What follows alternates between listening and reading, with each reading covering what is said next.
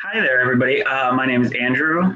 Thanks, Anne, for introductions. And I am the president of the Chicago Area Peace Corps Association. So I was helping with getting in coordination with Jodi and Anne and Glenn and everybody to get this webinar on for you guys. I'm very glad that we have so many people here with us today. I'm definitely regretting the circumstances under which we're making the meeting, because it's obvious that everybody here has been evacuated RPCV and probably came home pretty unexpectedly. So we're all here to support you with that, and just wanted to let you know that NPCA, as well as the Chicago Peace Corps Association, is always a resource for you guys, and we're happy to assist you in any way. So hopefully you enjoy this presentation, and with that, I will turn it back over to Anne. All right, thank you, Andrew. And actually, I'm going to turn it over to Glenn. Glenn Blumhorst is the president of National Peace Corps Association. He's up next, and then Jodi, you're to follow. Hi, everyone, and good evening. Thanks so much for joining us today. And I just want to tip my hat to the folks from the Chicago Area Peace Corps Association for co-hosting with us this webinar. This is how community comes together in support of the return to Peace Corps volunteers. And we've had a number of different virtual information sessions and webinars and the like for you as you've come back, and it's a community effort across the country that is here to support you. I too just want to express my regret for the circumstances under which you had to return from your service.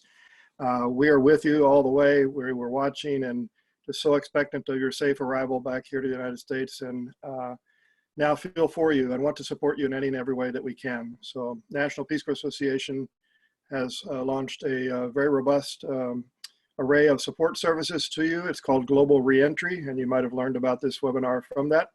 And if not, we'll just encourage you to go to our website and sign up for the Global Reentry plan, if you will, and be a part of all the good things that are going to be offered to you in support of your transition and your time back here in the US.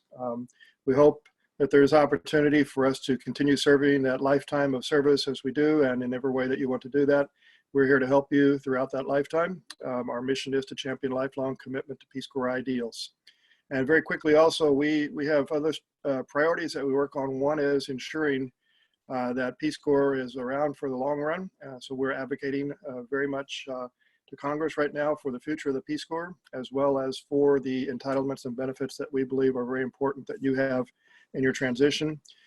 We are also working to build strong community here in the U.S. So that we can support you and really just be there to help advance the third goal of Peace Corps as well. And also our third strategic priority is to really help improve and increase our global social impact. So we have a variety of programs and services that we offer in support of that. NPCA, if you might know, was formed 40 years ago by the Peace Corps community, by RPCVs itself, for RPCVs, and now includes a robust community of former staff, former host country nationals, and others who have been involved in the Peace Corps community over those years. And this is your organization. It essentially is your NGO, the Peace Corps community's NGO.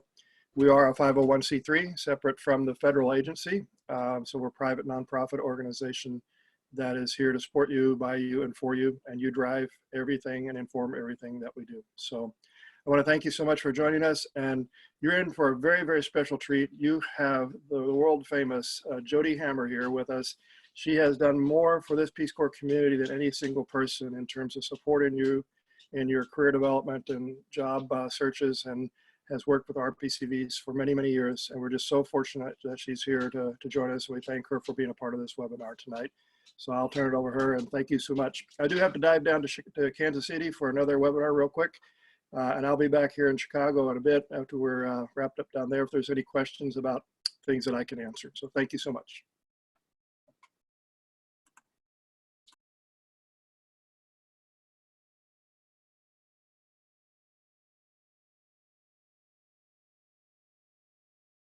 About 12 years.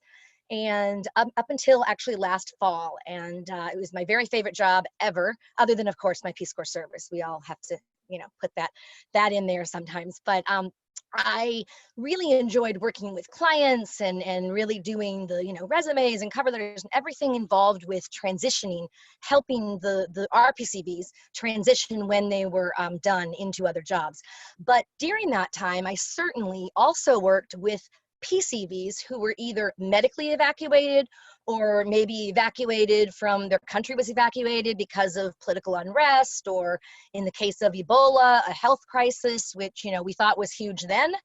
And of course, you know, today, in today's day and age, this is obviously, as you know, unprecedented. And it's, you know, I want to agree with everyone so far. It's very unfortunate, the situation that has happened, and I wish it were under better circumstances that I were here, but I am excited to talk to you about and share some tips and advice.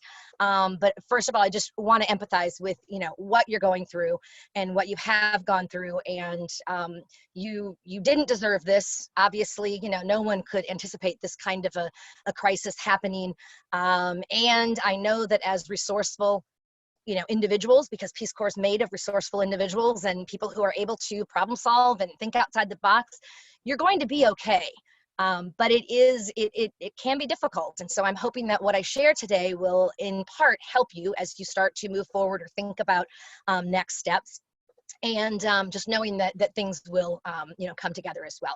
So this is really more of a Q&A, because what we wanted to do, I was actually asked by Chicago, the Chicago affiliate group, I'm working with them in conjunction for this, to do a job search Q&A. So it's really designed more to answer your questions. Whatever questions you have, we encourage you to submit via the chat box. One thing that would help the moderators out a lot in feeding me the questions, because there is kind of an order that I'm going to be going through, ideally, just to keep things focused and move along as fast as we can to get as much done as we can, is if you can, before your question, write in all caps, you know, if it's about NCE, just write NCE. If it's about, you know, just job search, finding the, you know, LinkedIn, whatever the topic is, kind of the topic. And I've broken it down into about 4 different topics, right? There's that, the whole finding the job and identifying the job. We'll be going through things related to that. And then, actually the application and resumes and cover letters, all those kinds of questions fit under there.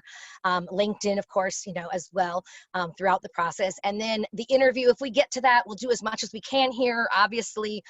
But again, I want to be more responsive to your questions. So I will not see the questions myself. So I'm going to be depending on a moderator or two, and I'm not sure that's set up there, but maybe the moderator can introduce themselves, and they'll feed me the questions when it's the time.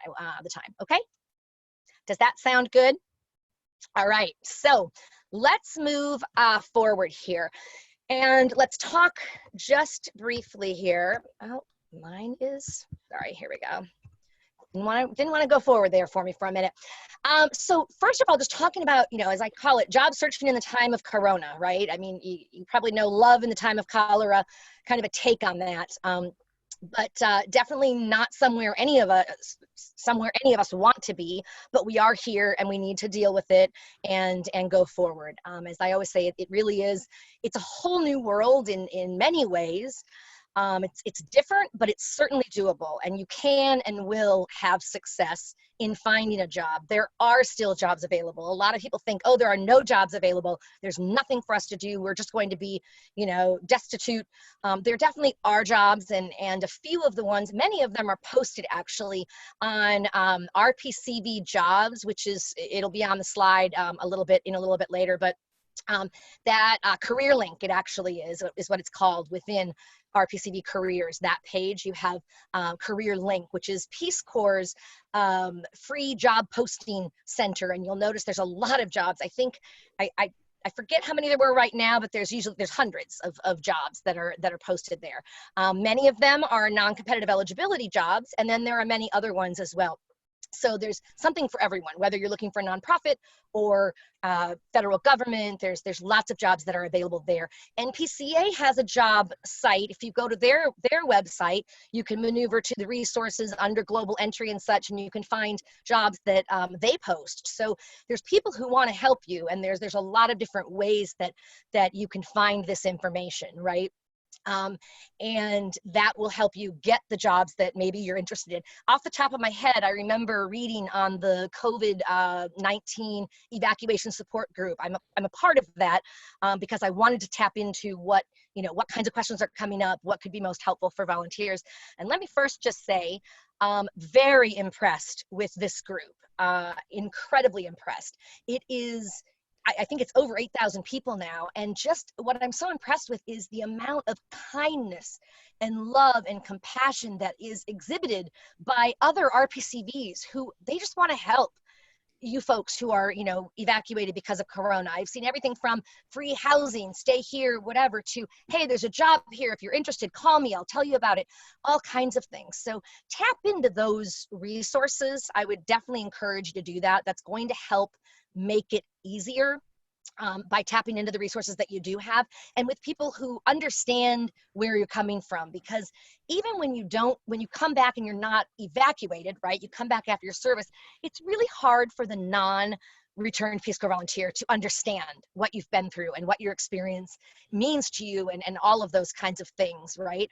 The challenges that you faced and all of that. So it's great that you have this network on the, COVID-19. If you're not on that, I would definitely recommend getting on it. It's an amazing group, and everything from jobs. I've seen several job postings and information about jobs, one of which was FEMA, who I think they were looking for, it was a lot, like 1,500 emergency reservists, who are the folks that go out in emergencies like COVID-19 and who actually go out into the field and do the project management and, helping provide, resources to people and helping them. Well, that's a perfect fit for Peace Corps volunteers, right? That's why you went to Peace Corps, right? To make a difference, to help others, that kind of thing. So those kinds of jobs do exist too. There's another one, I don't know if people know Jose Andres, the famous chef.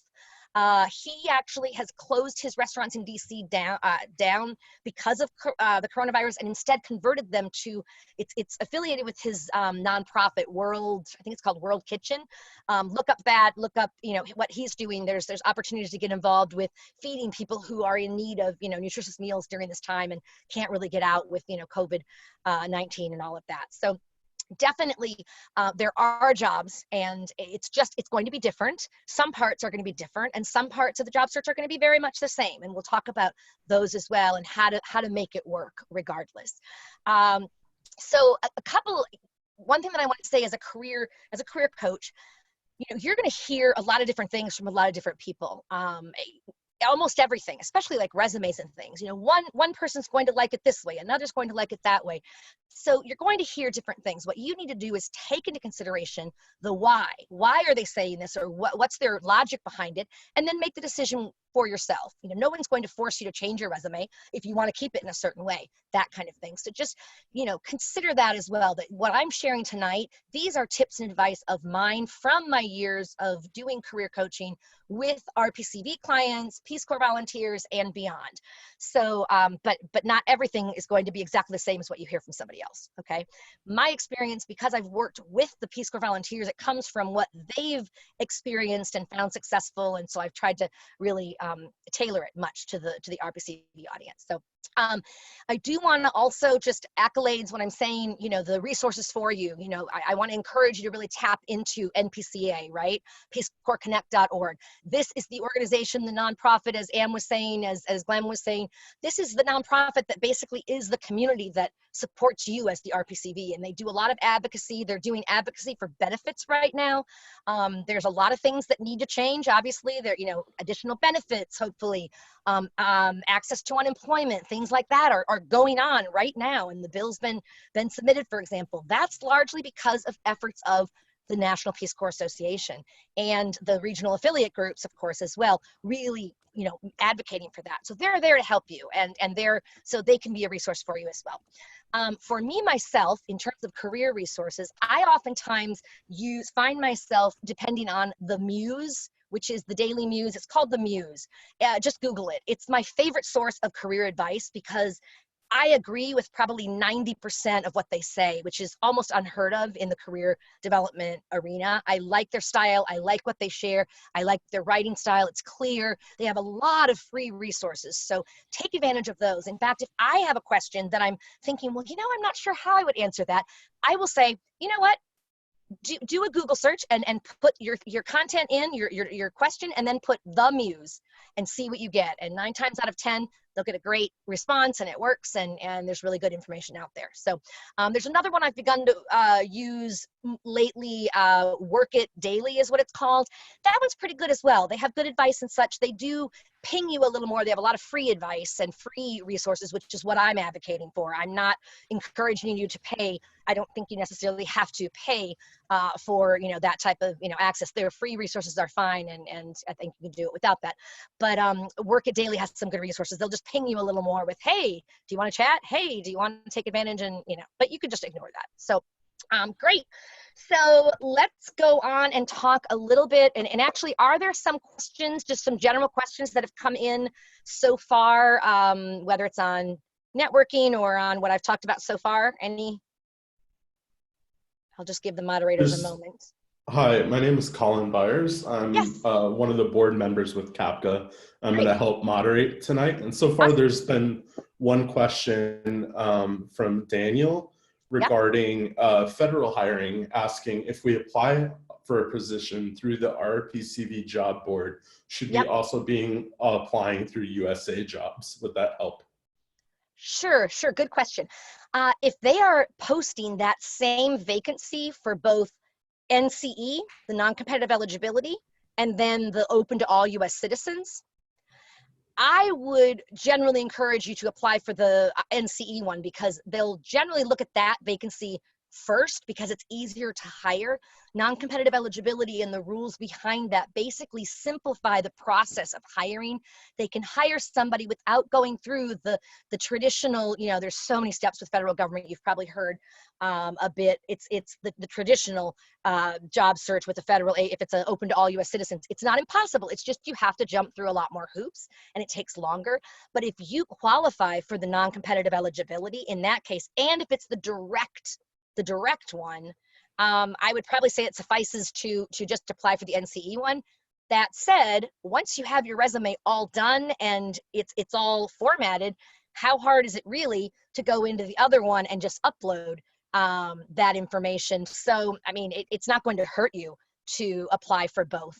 But if time were of the essence or whatever, I think that priority would definitely be the NCE one, because that's a quicker hire usually. There's also another question just came in regarding FEMA from Carrie. Announcement about FEMA hiring 16,000 people. When will this happen? I haven't seen anything about this. Can we find more information? Yes, I heard about that, and I think I saw a link even perhaps, or information that was on the it was on I think it was listed on the COVID-19. Go into the COVID-19 group and just do a search for FEMA and see what comes up. I know it has been, and if not, check Career Link as well, because I bet they've already posted it there. Chad Ryerson, he works there, he's the president of the RPCVs of Washington group, and I know he was mentioning there were a lot of vacancies that they were looking to post. So if it's not there yet, it should be very soon. But what I would do is reach out to your other contacts, and I'm going to talk to you a little bit about LinkedIn and how you can get contacts with different agencies. I think there is an info session potentially, or a virtual hiring fair or something I know that there is with many different federal agencies, and I want to say that FEMA is one of them. And those are listed on the Peace Corps website. If you go to peacecorps.gov/careers, that's going to give you the general RPCV careers page, and it'll say, do you want to find a job? And you can, click on that, or it'll be, tips and advice for writing your resume. It'll be other things. It'll link you to, and so I would check there as well. Okay. All right. Do you want to keep going with questions, or do you want to? Why don't I do this page here, and then we'll go ahead and we'll return to the questions as well. So if anyone has questions about networking right now, submit your question and put networking in all caps, so that Chad, is that right? Colin. Oh, I'm sorry, Colin. No worries. Okay. So Colin can easily see it. and get that to me at this point versus later. So as I like to say, network or not work. And I know that a lot of people, there are people who love to network, right? Love to meet people. I'm one of them. I actually enjoy it, right? I'm energized by meeting people and such.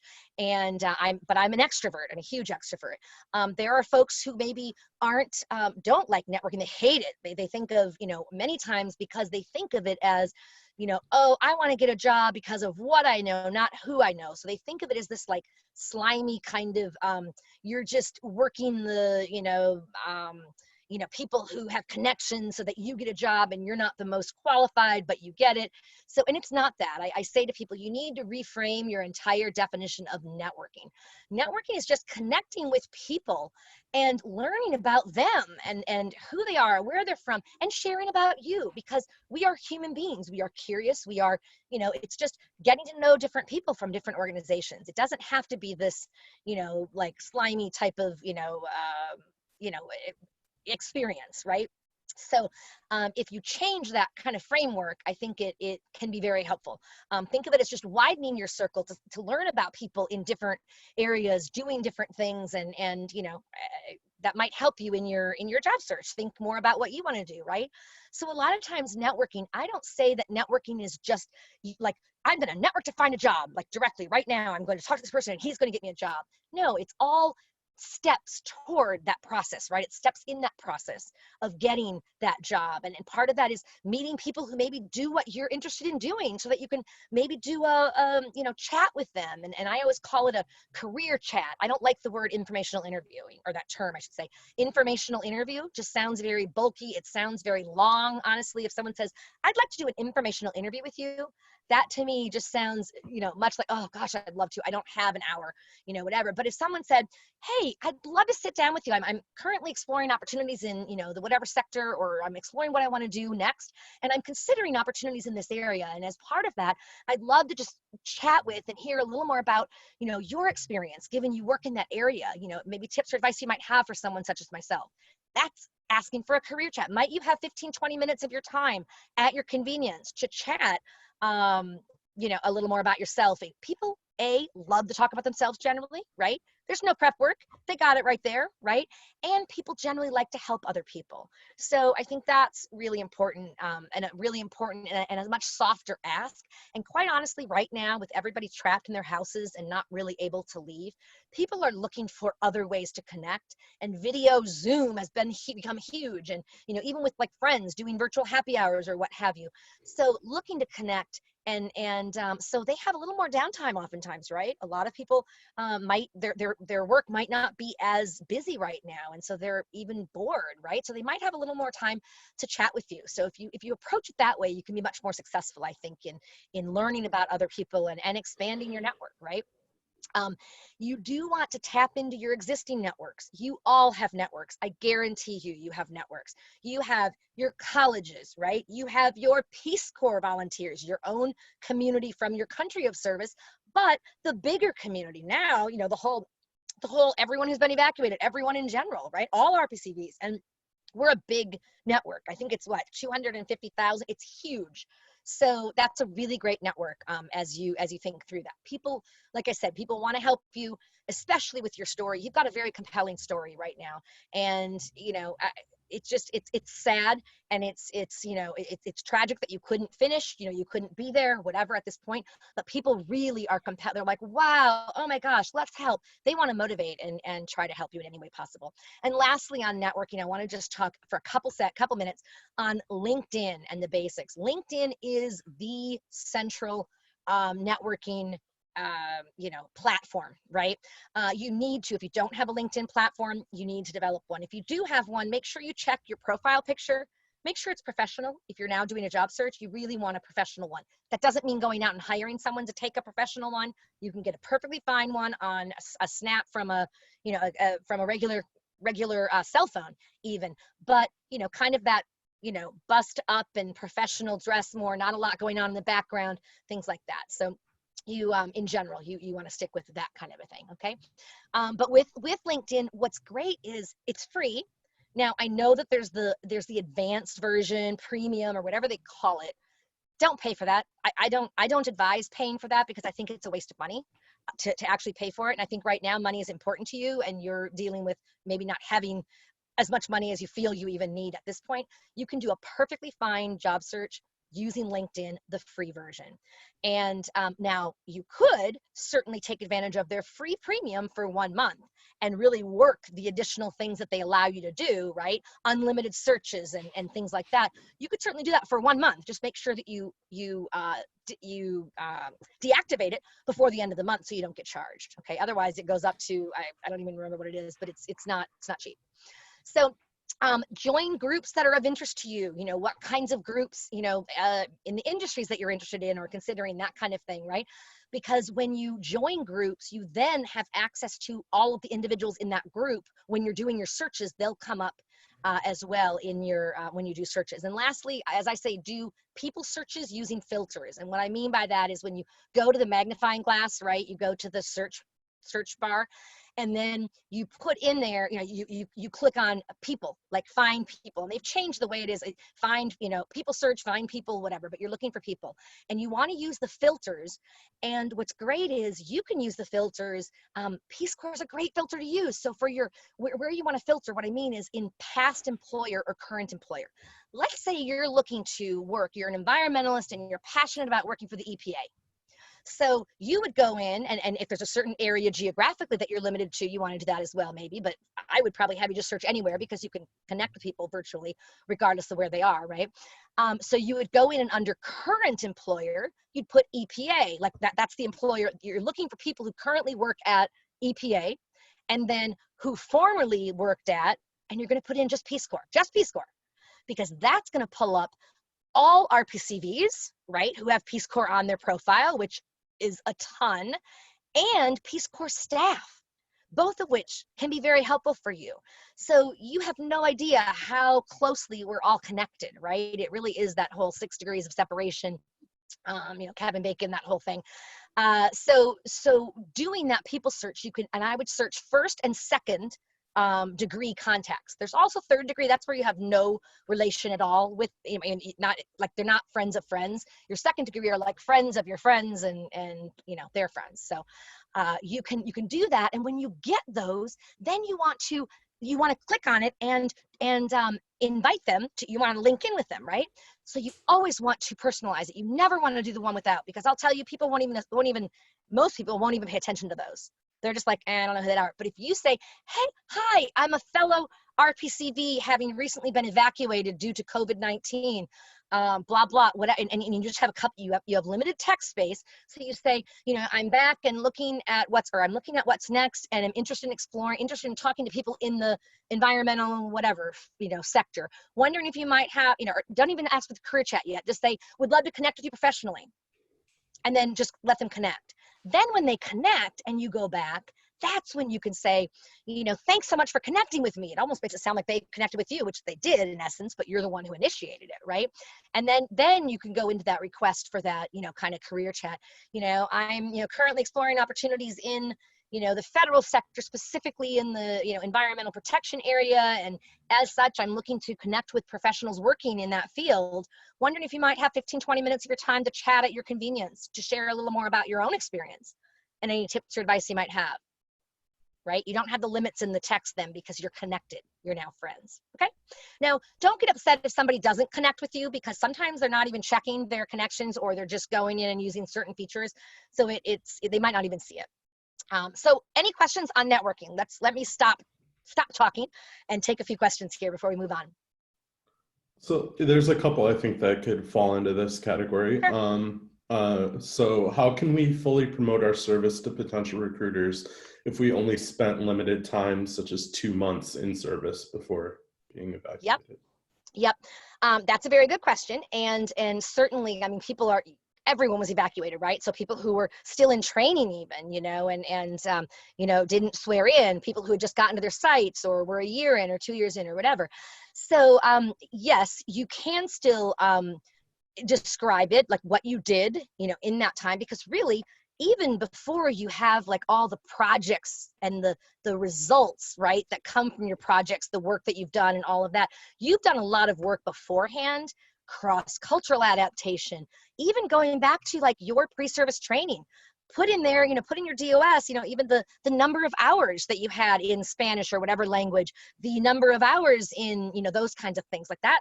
That's like school. I mean, right? So that's like a certification, if you will, almost. And so put in those kinds of things, and you explain when you're explaining to employers how I would. Again, I think they're going to find it a very compelling story, having you say, I was so excited to go to Peace Corps. I worked very hard for this, and and got to Ghana, where I was, working in blah, blah, blah, blah. And unfortunately with the COVID, virus, was required to come home much earlier than I was expecting. And although deeply disappointed to have not been able to stay longer, at this point, I'm looking to continue and utilize the XYZ skills, cross-cultural, whatever, the problem solving, skills that I've gained, and apply that to my next steps. And I'm really interested in this opportunity because blah blah blah. Does that make sense? I hope. Yeah. We have two specific LinkedIn questions that you kind of touched on both of them, but if you want to go any further at all, as the first would be, would a professional picture on LinkedIn be somebody dressed for work or a more formal picture? And then also, it was keywords, specific keywords when doing people searches. Sure. First, the picture. I don't know that you I would say dress the part. If you're going for a job where you'd be, wearing a suit, or, in the interview and such, it's great to have a suit or a dress or something that's, dressier, right? That's more professional, I would say. Like when you look at it, does it look professional, or is it, sometimes you have people that you don't want to cut yourself out of a picture where there's maybe a picture of you hugging someone, or you have your drinks in your hand. You wouldn't want to have the drinks. You wouldn't want to just cut out where it's obvious that you just clipped out someone from a picture. Does that make sense? You want to make sure it's more professional. So it's just you in the picture, and it's, fairly close up so that they, can see you more. Right. And that's what I usually say. Now, that said, if you're going for a certain industry that's extremely not, the corporate norm, that kind of thing, maybe, dressing down a little bit more would be okay as well. But honestly, when you're that close, you're just talking kind of bust up, you're not going to want to just have sleeveless tank top, right? You're going to have, even if it's a blouse or shirt or whatever, it should be fine. And then the other question you said was with keywords for doing your searches. Yeah, when you do the people search using filters, you'll have a lot of different filters you can use. I only covered a couple minutes ago the current employer and past employer filter. And you could put more than one employer in the current employer. You could say, I want to talk to people who work at USDA or EPA or whatever. So you could put more than one together in a search too if you wanted, right? But there are other filters like geography, right? And I think they do have keyword options in there too. I just forget exactly where they are. I think they're still in the filters area. So yeah, and LinkedIn has some really good, very helpful how-tos. I think they have their library or, their help center where, they've been doing this for a while, and they're, good at what they do and walking people through and really helping with that. So hopefully that'll help you. Okay. We have just one general job search question, and then also to that regard NCE status. Okay. Great. The NCE status, let's start with those two. Can you do the general job search one first, and then I'll do the NCE one probably on the next slide. Sure. So the general job search was how we begin to search for an entry-level job in counseling or human services. Somebody has a goal to go to grad school for a master's in social work in the fall of 2021, but they want a job right now. So is that a good lead into that? You have suggestions? Sure. So getting jobs, there are a lot of different jobs boards and, online jobs things. I always emphasize, try to, as much as possible, use your LinkedIn and expand it and talk to people who work in the organization, because that's your best, that's That's your best source of oftentimes jobs. Like you might even hear about it like a week or two or, you know, whatever before. Hey, I just heard of this job. Are you interested? So developing that area is really important for you as well. But when you're looking for a entry-level job, there are a lot of job boards. I mean, Indeed is one of the big ones, indeed.org, right? That's a really big one for nonprofit jobs. It's probably one of the biggest ones. But a lot of the other platforms too have, I mean, you can actually do a search for, you know, best job boards for, and then fill in the blank, you know, human services or, you know, whatever it is, or, you know, federal government is USA Jobs, right? That's where everything is posted except for example, the NCE ones, and that's the ones that you would get off of the Peace Corps Career Center, the Special Hiring Authority of Non-Competitive Eligibility, okay? So that's the advice that I would say there. But I do want to address her comment about school, because I have seen a plethora of universities, graduate programs who are making special exceptions for the COVID-19 volunteers. I've heard some are even giving like literally $20,000 per year.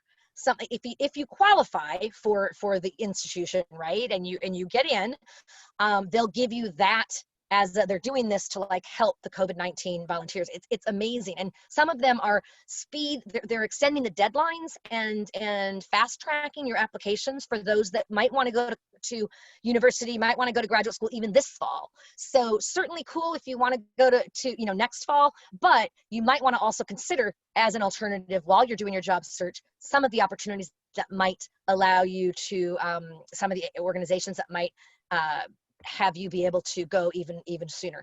In terms of a central location, I don't know that there's a central location where that all is at, but I will say that there's a ton of them listed on the COVID-19 evacuation Facebook group. I know that.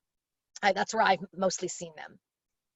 And then there are some virtual hiring fairs for a lot of different industries, different federal agencies and such, a lot of federal agencies actually, because they love RPCVs, right? You guys are smart, you're resourceful, you're, you know, just able to take the ball and run with it. So they really like to, and it's faster to hire you through non-competitive eligibility.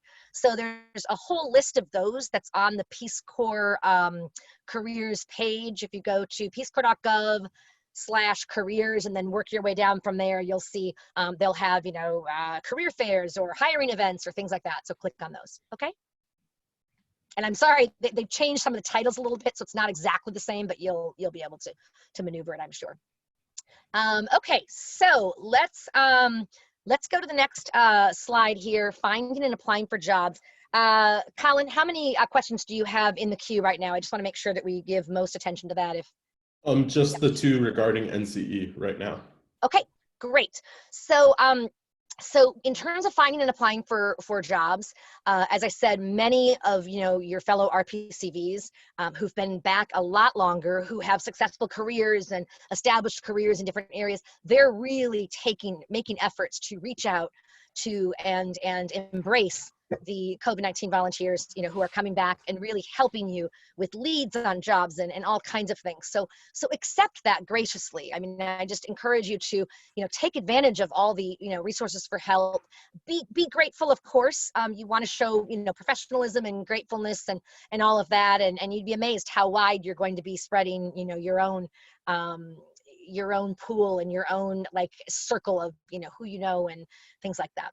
I said the educational institutions already, and there's scholarships they're putting out, all kinds of things like that. In terms of finding and applying for jobs, other than when you do like LinkedIn and you're networking, right, you want to really find as many as you can that way, and then go online and do the application and, you know, do your resume and really, you know, tailor it to the job that you're going for. It's really important that you tailor each and every resume. Does that mean that you start with a brand new resume and rewrite the whole thing? No, you start with the job that you've applied for in the past that's most similar to the job that you're looking to apply for, and then you know, tweak it and put the words in that, you know, are appropriate, the skills, make sure that you're showing that you have the amount of skills that they're looking for. If they want 3 years of project management skills and on your resume you have one job that you were at for 2 years and that's where you put your project management skills, and you think, oh, I have it on there, it's covered, it's on there and it says project management. Well, guess what? That's not enough necessarily, definitely not in the federal, because the federal, when they go through, they'll screen it and they'll say, okay, so there's 2 years here, where's the other year? And they'll look for that wording or similar wording in another entry to equate to that total of the 3 years, okay? So it is really important that you tailor your resume. Same for your cover letter, right?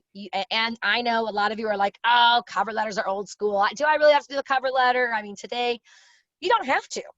But I always say, if you really want to get hired and you want to set yourself apart from the masses, do a cover letter. If it's going to be a good one, right? I don't want to see a cover letter that's, you know, a really bad cover letter that doesn't, that's not tailored, that's just very generic.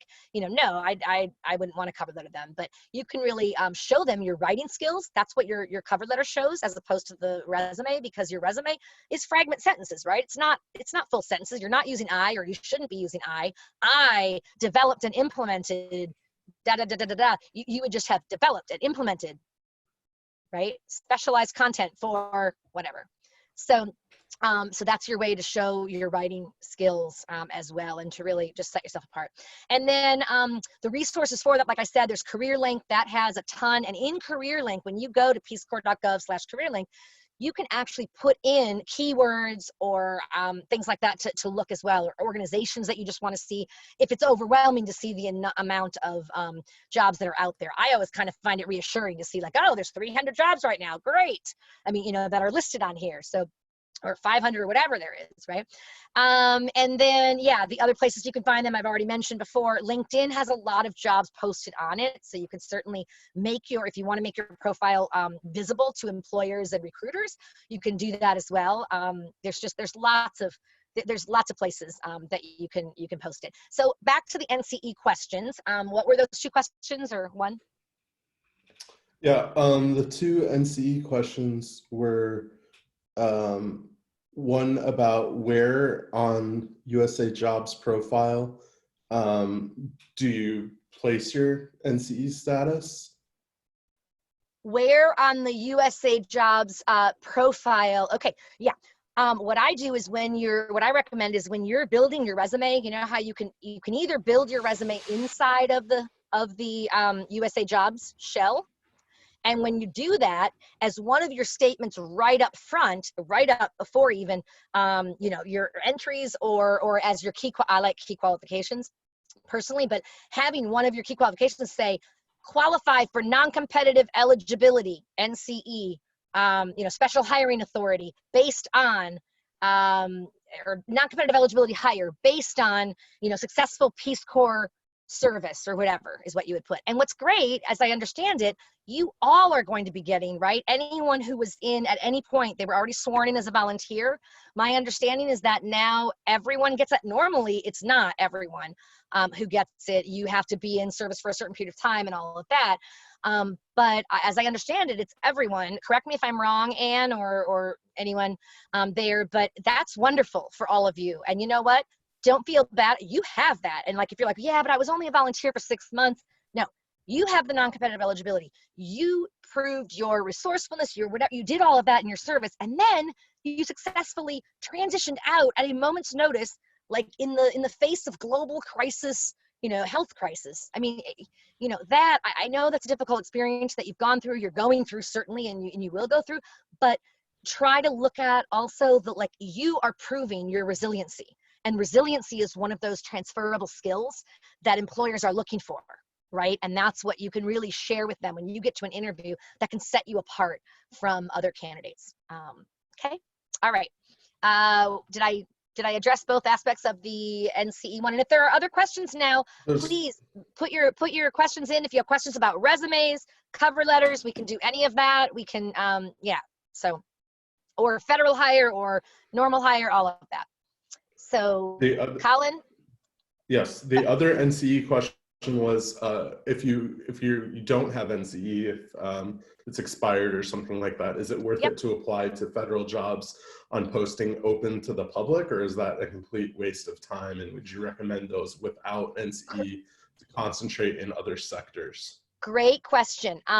Well, while a lot of people think that it is completely a waste of time to post to apply for a job that's open to all U.S. citizens, the reality is that is the central vehicle for hiring people. These special hiring authorities like NCE are separate and apart that just speed it up. So employers will, sometimes they'll just do the NCE first, and then they'll wait. If they don't find someone in NCE, they'll do the normal open to all US citizens, right?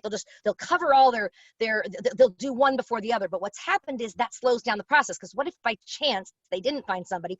Then they have to repost. I mean, they have to post to the general public, and it takes it a lot longer. So a lot of times they'll post to either, right? They'll post both of those at the same time, right? I can tell you from personal experience, both of my federal positions that I got were via open to all US citizens. I did not have any special hiring authority, veterans preference, anything like that. And so I mean, I can tell you it works, and I know people who've gotten it. Now, is it easy? No, but if you do a good job on your application and completing that, and really being like comprehensive and putting the you know, the skills that you have, making sure that everything that's in there is really shown in your application to the extent that they were asking. You know, like I was saying earlier, if they wanted 3 years, you want to make sure that you have 3 years of XYZ shown, you know, project management or whatever. So it comes down to submitting a good application. You don't want to wait until the last night, or even, you know, the 2 nights before, you know, whatever, to do a federal application, if at all possible. If you find out about one at the last minute and you're like, okay, I can make this work, do it. But it takes time, and it's not easy, right? You're filling out, the good thing though is you are filling out a, when you do the USA Jobs version, you are actually creating a like a template, if you will, and you can save up to, I think it's 5 different versions of your resume. So then you can go in and you can tweak it for the next, you know, one that you want to apply for, right? Because when you apply and click send, they basically share a PDF of whatever your resume was at that moment, right? When you applied. So then you can go in and you can take that old, you know, one of those versions of your resume that's on there, and you can tweak it more to fit another opportunity, right? I just think it's diligence, and it's attention to detail, and patience, because it takes a long time, it can, for federal jobs to come through. I mean, federal jobs could be a whole session. I mean, there's so much, but I think there is, I think I saw a federal, something, it was an OPM, or was it federal, like the application process, and kind of, it was a workshop that they were going to be offering. So check that out as well on the sources that I was saying. You know, I think it was maybe even on the COVID-19 group, but otherwise look at the Peace Corps one. I'm pretty sure it's on Peace Corps' website, and all these other ones. So, and you know, get that information before you start doing it, and then you can do a great job. Okay. Next question. So we have several job search questions, and then some resume and NCE again. Sure. Okay. Job search, with most private companies putting a freeze on hiring right now, would you suggest going about finding jobs in sectors like management consulting or market research? Would it be better to reach out to individual recruiters since they're already stuck at home, rather than applying on a website? Yeah, I mean, I think I would probably, well, first, you're right. There are certain industries that are definitely more stopped in their tracks right now because of the nature, right, of, you know, the restrictions now and all of that. But as I was saying earlier, people tend to be more kind of open, and they have more time, so they can certainly maybe connect with you still. You could certainly connect with recruiters still, or try to connect on LinkedIn with people who are working in management consulting. It'd be a great opportunity, because they're probably a little slower as well, right? So they might have more time to talk with you about their experience and tips and advice, and recommend other agencies that might, you know, have opportunities now or in the future, or, you know, what they've heard, because they're, you know, in it. So I think that can be really helpful. I think that would be very recommended. Next. Okay, so one other job search, and there's a little bit of discussion going on about this question, and then we can go to some resume questions. Sure. How would you recommend reaching out to someone you would consider to use as a serious candidate if we don't have the qualifications? For an example, I have 6 years of experience, but they want 10. I'm sorry, so he or she is saying, how do I reach out to somebody about a job, or to like an info would they interview, or be what? a serious, would they be considered a serious candidate if they don't meet the exact qualifications? Much of that depends on the pool, right, of applicants. I mean, they're putting down their desired qualifications, right? I mean, they'd love somebody that has 10 years of experience in this. But if you have 6 years of specialized experience in that, but an additional 4 doing something else that maybe it's transferable skills in some way or whatever, you could certainly make a case, you know, for that, right? I wouldn't write it off. If you could connect with somebody to talk to them about their own experience and, how firm are they on, those qualification requirements, from your own experience, you might get more insight as well. Okay. We have 2 networking questions, and then we'll go to resumes. There's more of those. Sure. So first, networking was, how much does networking help with federal hiring when you have NCE? And the other was asking if it's possible to network with you. Is your email available for people? Yep. Federal networking, I mean, with NCE, networking is definitely key. I think it's very important, and it's more effective than with the standardized process when you're applying for a job on USA Jobs, right? That it's open to all US citizens. You're plugging in this information, blah, blah, blah. But it's just, there's no, no one will see that initially. Like, it'll pull out and it'll look at the requirements. Did you meet all the requirements in terms of, did you apply the certain things, right? And then it'll be scored, right? They use these systems where before they're even, and then they'll look at how they'll only consider generally for the federal hiring process, they'll generally only consider the top maybe 10% might be the ones that are funneled to the hiring manager. The hiring manager then sees that list, right? It's the cert or certification. They get the cert and it has the list of the candidates. Oops, sorry. And then from there, if they recognize somebody on that list, right, they would certainly have the opportunity to, interview them, right? But they can't just go, oh, I want to see Susie Smith, and oh, she didn't make this top, she didn't make my cert, but I want to interview her. Can't do that on the regular process. NCE is totally different, right? They can do that expediently, and as long as you meet the minimum requirements for the position, they can choose to interview you and maybe make an offer, whatever. So all of that, right? Yes. So what I would say in response, when you're saying how do I best network for those, when I was telling you how to do on LinkedIn, how you find people working at the companies that you really want to work with to get their insight, to get their experience, reaching out to them, that's the best people to network with, because they're people who are currently in the federal sector in that agency, right? That's going to be the best because they have more insight into, EPA, I'm going back to EPA, I apologize, GSA, Government Services Administration, that organization, they have much more insight into the organization, the departments, all of that. And so I think trying to get, finding RPCVs who work in those agencies now is huge. And I can tell you from my 12 years of experience working with Peace Corps, literally those federal agencies were like running to us. They'd apply for our career fairs because they loved RPCVs, and they still love RPCVs, right? So know that they want you and they are interested. So it's connecting with the different people that are in those organizations. Most of the federal agencies have RPCV groups. So it's USAID RPCVs group is the one that's doing, I know they're doing correct me if I'm wrong, a info session for RPCVs on working at USAID and different opportunities and things like that. So they're going to be the ones that you're going to have probably the most success with connecting with. That said, certainly feel free to reach out to me on LinkedIn. Yeah. So I'm happy to connect as well. Other questions? Okay.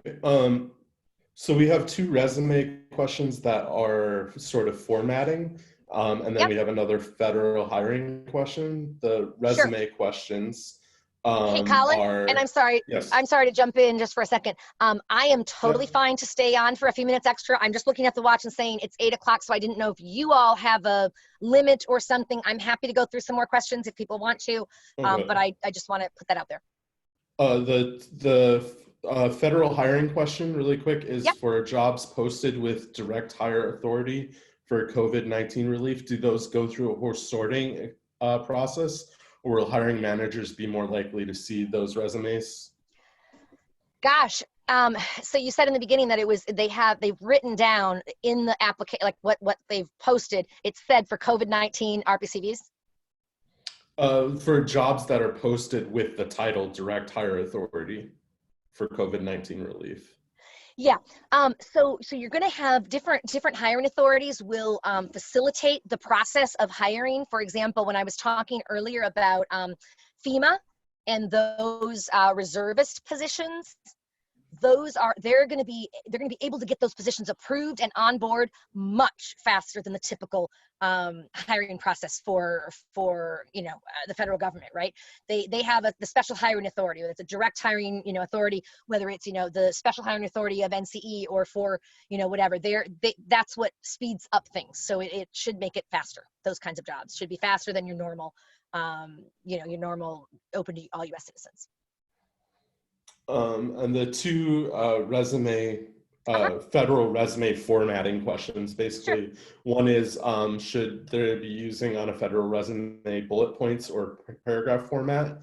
And then also for federal positions, if you have a gap between, when you're applying to federal positions, if you have a gap between jobs, do those need to be listed? Even a gap just as small as a few months. Right. Yeah. So with the positions in terms of listing the gaps, whatever, I mean, what they want is they want all of your experience, right? So if you have a job that ended in, your job here, with Peace Corps, for example, ended in whatever, month or whatever, it was, and then and before that, there was maybe a 2-month gap or a 5-month gap between what you had done before and what you did in Peace Corps, right? By not having anything listed, it just says you didn't do anything. If that's the case, fine.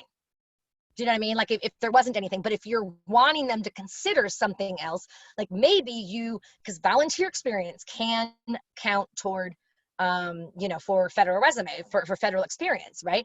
So, and for non-federal offerings, but maybe you taught English or you did something where you had volunteer experience, you could certainly list that as an entry.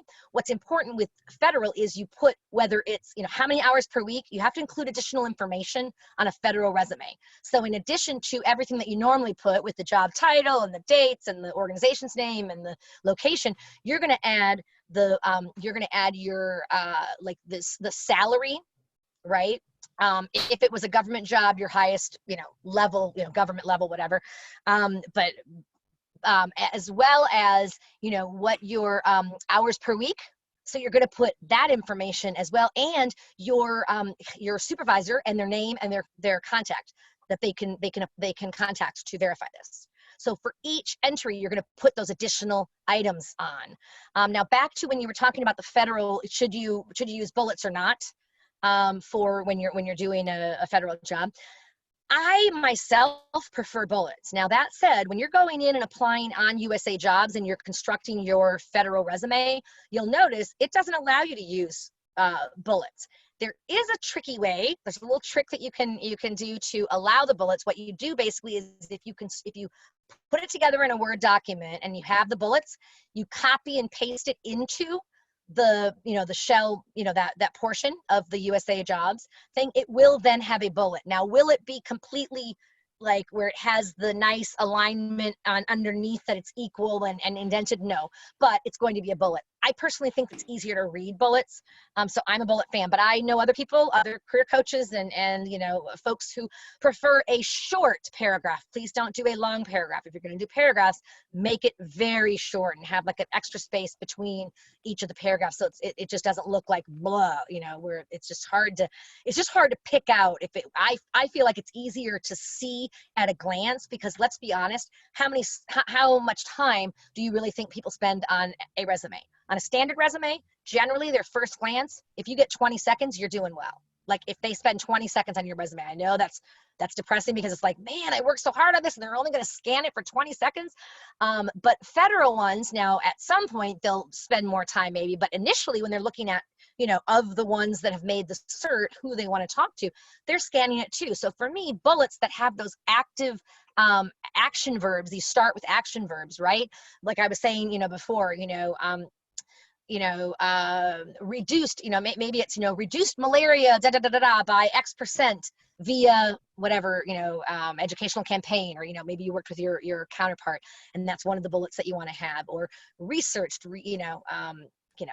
facilitated, like action verbs instead of, just like some of the weaker verbs you just don't want to use. You want them to be kind of crisp. And I like to focus on achievements. So maybe it, achieved XYZ through, or, designed and implemented, blah, blah, blah, resulting in, and then what are the quantifiable outcomes when you can have those? I know you can't always have those, but for many of the things that you did in Peace Corps and other, you do have quantifiables. Remember the thing called, what was it? Your volunteer, you had to submit your stats basically, right? So you have that. Make sure you keep that or dig it out and look at it and incorporate that stuff, not only in your federal resume, but in your DOS. As I understand it, some of you are still doing your DOSs.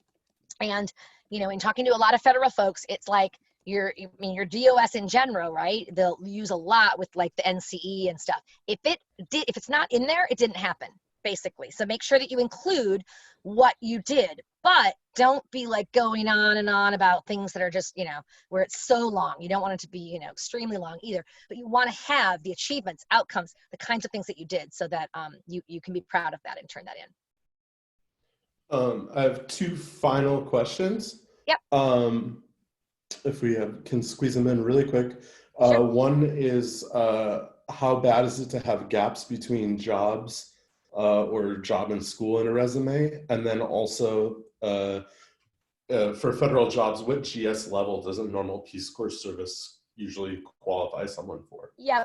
So going back to the gap one question first, I don't think gaps aren't going to be like in and of itself, a gap or a few gaps on your resume is not of concern. Now, if it's an ongoing thing, for example, let's say you have on your resume where you worked somewhere for 4 months and then you were off for 10, and then you worked for 2 months and you were off for 6, and then, you know what I mean? Like, where that can give more of an impression of, oh, do they have a hard time keeping a job? That could be an issue. But in your situation right now, number one, do not worry about, in terms of the like pressure to get a job. I know there's the economic piece, and I totally feel that. But for you worrying about, oh, it'll look bad if I have, these months that I'm not doing anything, or, I don't have anything to show for it. No, you have a ton to show for it. You have gone through, an incredibly, let's be honest, traumatic type of, return. It's going to take time to acclimate, to, figure out what you want to do next. You weren't thinking you were going to need to think about all of this so soon. So I would not be at all concerned for you from a non-financial standpoint of, right now, how employers are going to look at this. Because like I said, the fact that you're going to include, I would encourage you to include on your resume, evacuated, February or whatever, March 2020, for, COVID-19, whatever, blah, blah, blah, blah. So, which ended my service, or ended service, or just evacuated as of. When they see that, they're going to be like, oh my gosh, everyone's heard about this, right? Most people have heard about what's happened. And it definitely, people will empathize. They're not going to judge you on that. So, what was the other part? Was there one that I didn't address yet? It was the GS level service. Yes, thank you. GS level, we're talking about federal government again. So in the GS level, now people do Peace Corps at different stages in their lives, right? But for the typical volunteer that maybe goes to Peace Corps within, 5 maybe years of their undergrad, graduating from, their bachelor's, oftentimes they say Peace Corps, when you come back with your Peace Corps service, that generally equates to maybe a 7 Could be a 9 if you have other kinds of experiences, right, in a GS, 9. If you have other kinds of experiences. If you are somebody who has a lifetime of experiences, I mean, you and those experiences can qualify you as, like the equivalency of certain grades. So it's not like you would come back and necessarily be having to start at a 7. So it just depends on, it very much depends on the applicant and what kinds of skills they're looking for, right? And all of that. But just to let you know, I know it's confusing, but you have your GS scale, which is most of the federal government, right? And then Peace Corps is accepted service, and we have our own, HR, and we have our own like rules in HR, and we have our own like pay scale as well. So ours is the FP scale. So to get even more confusing, I'm sorry, the GS scale and the FP scale meet at the 7. So a GS 7 is equivalent to an FP 7 in terms of qualifications, right? And that's more of your like entry-level professional type of level, or whatever. There's some range because there's all the pay steps as well. So you might come in at a higher pay step if you have higher salary history, that kind of thing. But so they meet at the 7, but what's confusing is the GS, the normal, non-Peace Corps, the normal, most typical probably pay scale for the federal government. The higher the number, the higher your status, the higher your pay, right? And that makes sense, right? A GS 7, GS 8, GS 9, GS, right? It goes up. Well, the GS scale goes down. So they're an FP 5 or FP 7 is a GS 7. But a GS 9 is an FP 5. I hope I didn't lose people there, but it's just, so it's the Peace Corps and other ones that are on the FP scale go, the lower the number, the higher the pay, the higher the, all of that position. So, and sadly, there's tons of different salary scale things and pay scales depending on, it's not just those two, but those are the big ones. All right, I think that's looks like we're gonna wrap it up. Looks like MPCA is ready to Okay, well, can I just say one thing in the end? We didn't get to really cover interviewing. That could be a separate one in and of itself. It's a huge one. But know that you can, like virtually, you can definitely do a great job. There's tips you can take. We have some resources on, or I should say Peace Corps has some resources online on, the different like interviewing and virtual and in-person, all of that as well. So check those out. But you can prepare for them and do a really great job. And then after it, how you follow up and what you do can make a big difference. So I just wanted to show this screen because I think just to reassure all of you, I'm sure that, many of you are probably feeling stress and, for a variety of reasons. And my heart goes out to you.